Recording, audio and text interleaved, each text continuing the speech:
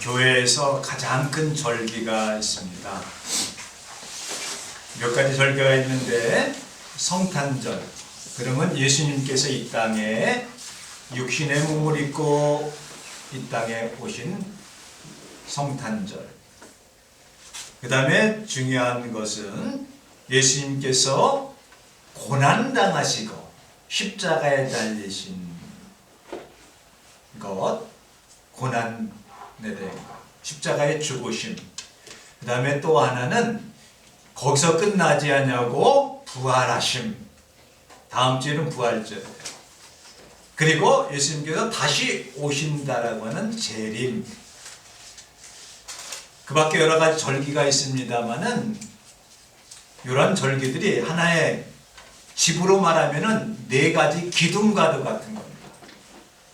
기둥이 흔들리면은 집이 무너지듯이 예수님의 인카네이션, 성육신, 예수님의 탄생과 그리고 십자가와 부활 재림이 없으면 이 교회가 흔들거리게 됩니다. 어떠한 어려움이 있어도 풍랑이 불고 바람이 불고 폭풍이 불어도 교회와 기독교가 굳건히 서 있는 것은 이 네 가지 기둥과 밑에 반석 되시는 예수 그리스도께서 반석이 되시고 예수 그리스도께서 그 삶 속에서 그 기둥이 든든하기 때문에 무너지지 않냐고 굳건히 앞으로도 계속해서 영원토록 하나님이 주님께서 땅에 오실 때까지 하나님의 교회가 존재하고 그 다음에 번성하고 확장되어지고 하나님의 나라가 이루어질 때까지 하나님의 백성들이 소망을 가지고 기쁨 가운데 살아나갈 수가 있는 것입니다. 그 중에서도 사도 바울은 말하기를 나는 예수 그리스도의 십자가 외에는 자랑할 것이 없다라고 고백을 합니다. 김 집사님이 기도 중에 그런 기도를 많이 하시잖아요. 십자가 외에는 자랑할 것이 없다. 바울이 그렇게 얘기했다고 기도를 할 때마다 마음에 맞아. 우리 속에 뭘 자랑할 게 뭐가 있겠어. 근데 사도 바울은 자랑할 것이 많이 있었어요. 그는 율법학자입니다. 철학자입니다. 아주 지혜와 철학이 출중한 사람입니다. 모든 사람들 앞에서 부끄러움이 없을 정도로 학적으로 완전하다고 할 수 있는 그러한 사람이었습니다. 당시의 최고의 율법학자인 가마리엘 문화에서 교육을 받고 문화생이었습니다. 그는 모르는 것이 없을 정도로 자랑할 것들이 너무나 많이 있었습니다. 근데 그 모든 것들을 다 포기하고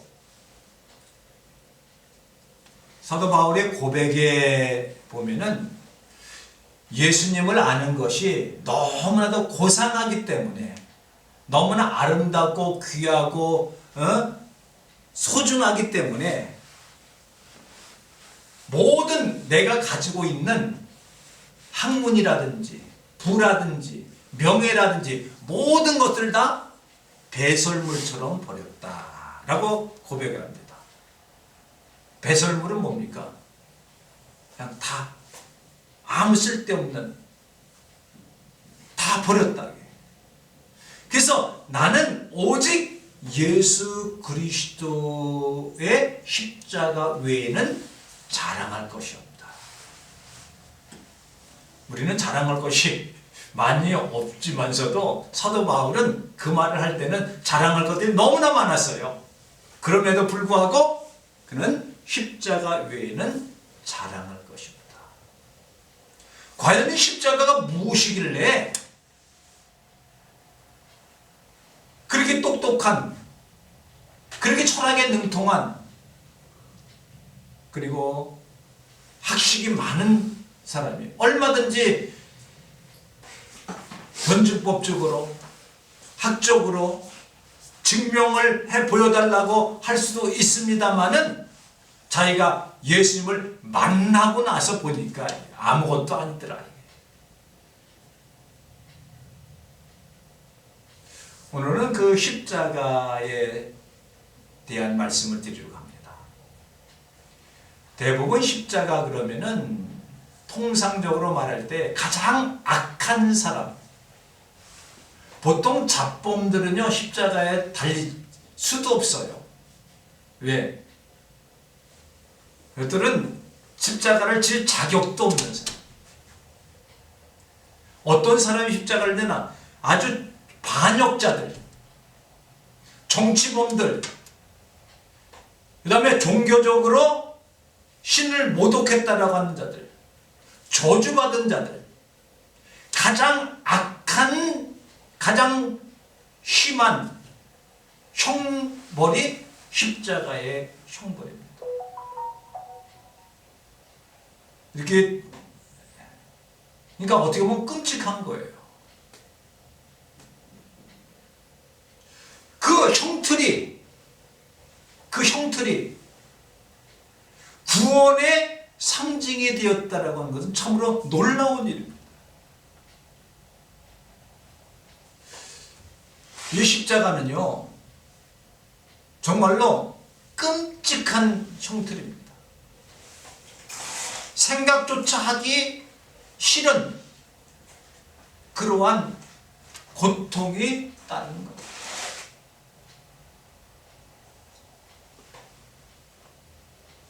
구체적으로 뭐 설명을 하지 않겠어요. 그냥 상상을 하는 걸로 이해하시기 바랍니다. 너무나도 고통스러워요. 그럼에도 불구하고 이 형틀이 사랑의 상징으로 변했다는 놀라운 역사입니다. 병원 가면은 뭐 이렇게 붙여 있잖아요. 그리고 또 약품 같은 데 보면은 녹십자, 적십자, 이런 십자가 이렇게 보이잖아요. 그 뭐예요? 고친다는 거야. 구원한다는 게, 낫게 한다는 게, 치유하게 한다는 거예요. 평안하게 한다는 거예요. 회복시켜준다는 거예요. 어떻게 이 무서운 형틀이 구원의 상징입니다. 가는 곳곳마다 십자가가 있습니다. 어떤 사람은 귀에다도 십자가 다는 사람이 있고, 목걸이로 십자가 다는 사람이 있고, 또 옷에도 이렇게 십자가 있고, 여기도 뭐예요? 십자가. 어떻게 그럴 수가 있는가? 그러니까 하나님의 구원의 방법은 어떻습니까? 아주 강력하면서도 인간이 도저히 이해할 수 없는 방법으로, 방식으로, 방편으로 일을 하십니다. 당시에 이스라엘은 압박과 고통이 있는 로마의 지배를 받고 살던 그 시대에 이 이스라엘을 구원하려고 그러면 어떻게 해야 구원합니까?